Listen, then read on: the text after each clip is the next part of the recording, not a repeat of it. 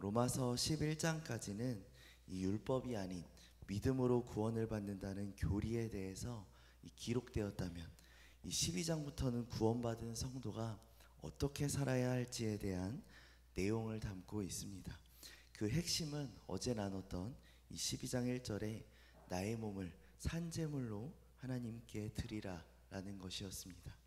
이어서 오늘 본문에서 바울은 이 로마 성도들에게 거짓 없는 사랑을 하라고 권면하고 있습니다.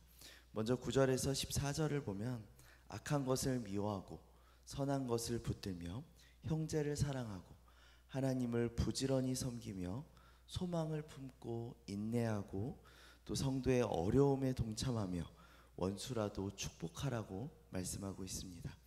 그리고 이어서 15절에서 21절에서 바울은 계속해서 이 크리스천으로서 다른 사람을 대할 때 가져야 할 이 바른 마음과 태도에 대해서 가르치고 있습니다.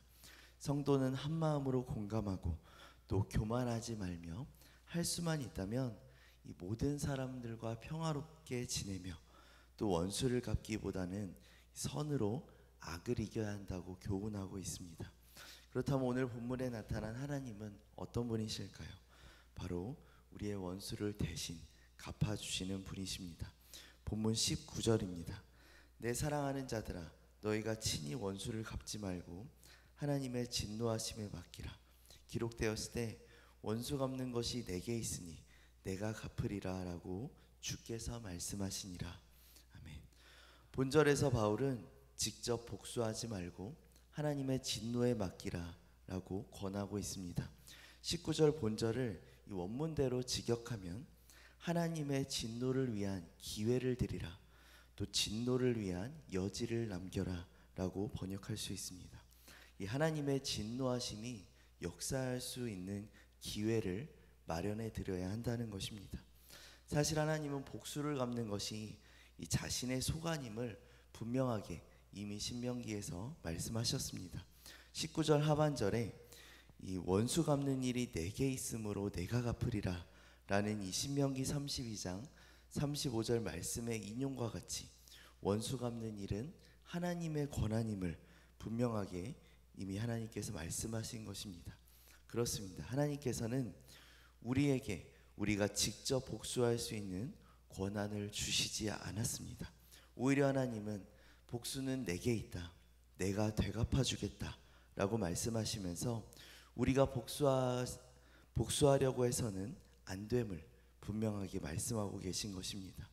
그렇게 우리는 직접 복수하려는 것은 하나님의 권한을 넘보는 일이라 할 수 있습니다. 그리고 설사 우리가 보복을 한다 하더라도 그 보복은 확실하지도 정확하지도 않을 것입니다. 대개 자신이 해를 입은 것보다 더 큰 악으로 갚아주려는 경향이 있기 때문입니다. 우리는 보통 당한 만큼 갚아주어야 속이 풀립니다. 아니, 당한 것보다 훨씬 더 세게 돌려주어야지 보통 직성이 풀립니다. 그래서 구약 성경에 눈에는 눈으로만, 이에는 이로만 복수해야 한다는 제한 규정을 두고 있는 것이 아니겠습니까? 이처럼 사람은 그 악한 본성으로 인해서 계속되는 보복으로 악을 더 키우게 되고 결국은 더 큰 악을 저지르게 되는 것입니다. 이것을 너무나도 잘 아시는 하나님께서 단호하게 본문을 통해 권고하신 것입니다. 복수하지 말라. 복수하는 것은 너희의 소관이 아니라 나의 소관이다 라고 말입니다.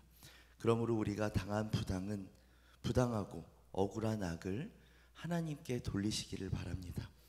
우리의 입법자와 재판관은 오직 한 분 하나님뿐이시라는 것을 우리가 기억하고, 하나님께서는 악을 내버려 두지 않으시고 반드시 하나님의 때에 하나님의 방법으로 심판하시는 이 공평과 정의의 하나님이심을 우리가 믿으시기를 바랍니다.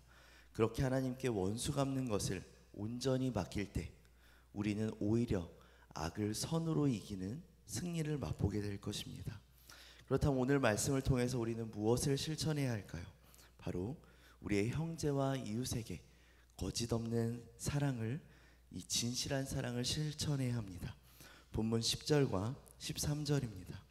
형제를 사랑하여 서로 우애하고 존경하기를 서로 먼저 하며 성도의 쓸 것을 공급하며 손대접하기를 힘쓰라. 아멘. 이 진정한 사랑은 말이 아닌 행동으로 드러나게 되어 있습니다. 만약 하나님을 사랑하고 그분께 사랑을 받는다고 하면서 내 삶에 하나님의 사랑의 흔적이 나타나지 않는다면 그것은 거짓된 사랑일 것입니다. 그래서 바울은 진짜 사랑을 품은 자녀의 삶이 어떠해야 하는지에 대해서 몇 가지 이야기하고 있습니다. 먼저 그분의 자녀라면 형제와 이웃을 배려하고 존경하는 사랑이 나타나야 합니다. 그리고 서로의 필요를 민감하게 살피고 나누며 인색하지 않게 손대접에 힘써야 합니다.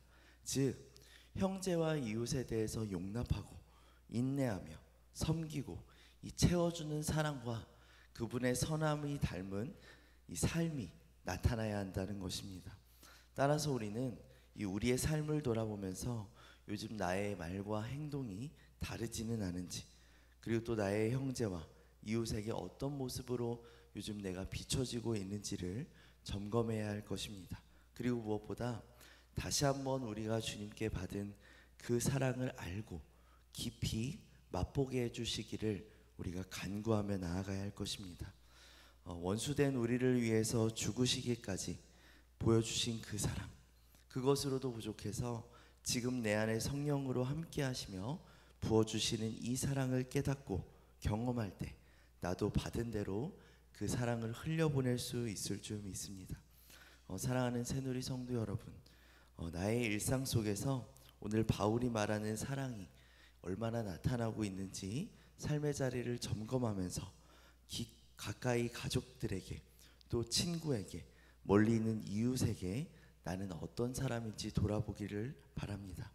이제는 나의 일상에서 하나님을 사랑하는 자의 모습으로 살아가게 하시고 또 내가 가진 형제와 이웃과의 모든 관계 속에서 거짓 없는 이 진실한 사랑을 실천하는 하나님의 자녀로 살아가는 모든 새누리의 성도님들 되시기를 간절히 소망합니다.